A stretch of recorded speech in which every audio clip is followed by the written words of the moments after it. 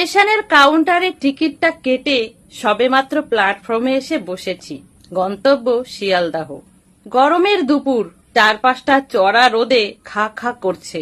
এমন সময় ঠিক আমার পাশেই এসে বসলেন এক ভদ্র মহিলা। পরনে সাধারণ সুতির শাড়ি, চুলে হালকা পাক ধরেছে, চোখে চশমা। ভদ্র মহিলার কোলে বেশ বড়সড় একটা টিফিন ক্যারিয়ার আর হাতে একটা জলের ফ্লাক্স। বসা মাত্রই তিনি একটি লম্বা দীর্ঘশ্বাস ফেললেন। কৌতূহল সামলাতে না পেরে জিজ্ঞাসা করেই ফেললাম, মাসিমা, খুব কষ্ট হচ্ছে বুঝি? জল খাবেন? তিনি চশমাটা ঠিক করে আমার দিকে তাকিয়ে একটু ম্লান হাসলেন। তিনি বললেন, না রে বাবা, শরীরের কষ্ট নয়, মনের কষ্টে ঘর ছেড়ে বেরিয়ে এলাম। এই বয়সে এসে আর অপমান সহ্য হলো না, ঘর ছেড়ে বেরিয়ে এসেছি। শুনেই চমকে উঠলাম। জিজ্ঞাসা করলাম, কি হয়েছে মাসিমা? কার উপর রাগ করে চলে এলেন?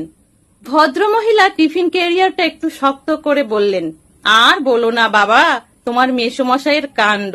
রিটায়ার করার পর থেকেই ওর বায়না দিন দিন বাড়ছে। এই গরমের মধ্যে ওনার সকাল থেকে ইচ্ছা হচ্ছে ইলিশ মাছের মাথা দিয়ে কচু শাক খাবে। বাজার থেকে কচু শাক আর ইলিশ মাছ এনে আমায় দিয়ে বলল, আজ এটাই চাই। আমি বললাম, এই গরমে একটু হালকা ঝোল ভাত খাও, শরীর ভালো থাকবে। ব্যাস, অমনি রেগে আগুন। আমায় বললে, আমার পছন্দের কোনো দাম নেই এ সংসারে? সারা জীবন তোমার কথাই তো শুনলাম। আমি রেগে বললাম, তবে খাও তুমি কচু শাক, আমি চললাম বাপের বাড়ি। এই দেখো, কচু শাক রেঁধে ওর জন্য টিফিন ক্যারিয়ারে গুছিয়ে রেখে আমি ট্রেনে চেপে বসলাম।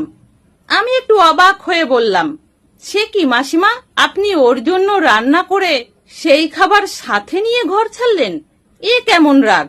মাসিমা একটু লজ্জিত ভাবে বললেন, কি করব বাবা, রাগ করে চলে তো এসেছি, কিন্তু উনি যে কচু শাক ছাড়া অন্য কিছু দিয়ে ভাত খাবে না, চিনি ছাড়া তো কোনো রান্নাই ওর মুখে রোচে না, তাই ভাবলাম খাবারটা সাথে করে নিয়ে যাই।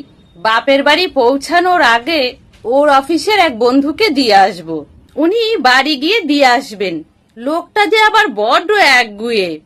ততক্ষণে শিয়ালদা লোকালও প্ল্যাটফর্মে এসে দাঁড়িয়েছে। দুজনেই ট্রেনে উঠে পড়লাম। ট্রেন চলতে শুরু করলো। জানলা দিয়ে আসা ঠান্ডা বাতাসে মাসিমার মুখের রাগের মেঘ যেন আস্তে আস্তে কাটতে শুরু করেছে। তিনি বারবার তার হাত ব্যাগ থেকে মোবাইলটা বের করে দেখছেন কোনো ফোন বা মেসেজ এলো কিনা। আমি একটু হাসতে হাসতেই বললাম, মাসিমা, রাগ তো করলেন, কিন্তু মনটা যে আপনার ওখানেই পড়ে রয়েছে। তিনি জানলার বাইরে তাকিয়ে একটু আবেগপ্রবণ ভাবেই বললেন, 30 বছরের সংসার বাবা, রাগ অভিমান এ তো রোজেরই, কিন্তু উনি একটু বেশি জেদি। দেখি ফোনটা একবার করি কিনা।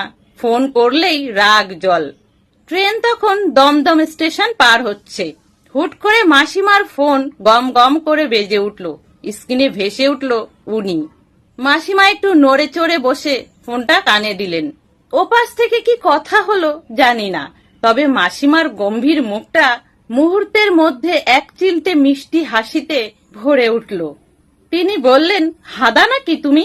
ফ্রিজে আমপানা শরবত করে রাখা আছে, খেয়ে নাও। আর হ্যাঁ, আমি খড়দাহ স্টেশনে নেমে উল্টো দিকে ট্রেন ধরে বাড়ি ফিরছি। কচু শাক আমার কোলের টিফিন ক্যারিয়ারেই আছে, তোমার জন্য নিয়েই ফিরছি। ফোনটা রেখে মাসিমা আমার দিকে তাকিয়ে একগাল হেসে বললেন, জানো বাবা, বলছে বাড়িটা একদম ফাঁকা লাগছে। কচু শাক লাগবে না, তুমি ফিরে এসো। লোকটার আমাকে ছাড়া এক মুহূর্তও চলে না, অথচ মুখের উপর রাগ দেখানো চাই। মাসিমা পরের স্টেশনে নেমে যাবার জন্য উঠে দাঁড়ালেন। ট্রেনের ভিড়ের মাঝেও তার ওই তৃপ্তি হাসি মুখটা দেখে আমার মনে হলো সম্পর্কের বাঁধনগুলো কত অদ্ভুত হয়। আসলে দাম্পত্য বা যে কোনো মধুর সম্পর্কের আসল ভিত্তি হলো নিঃস্বার্থ দায়িত্ববোধ ও যত্ন।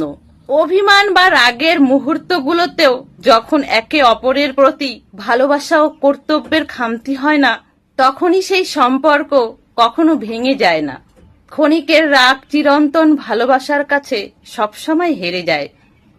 বন্ধুরা, গল্পটা আপনাদের কেমন লাগলো অবশ্যই কমেন্টে জানাবেন। সকলে ভালো থাকবেন, সুস্থ থাকবেন।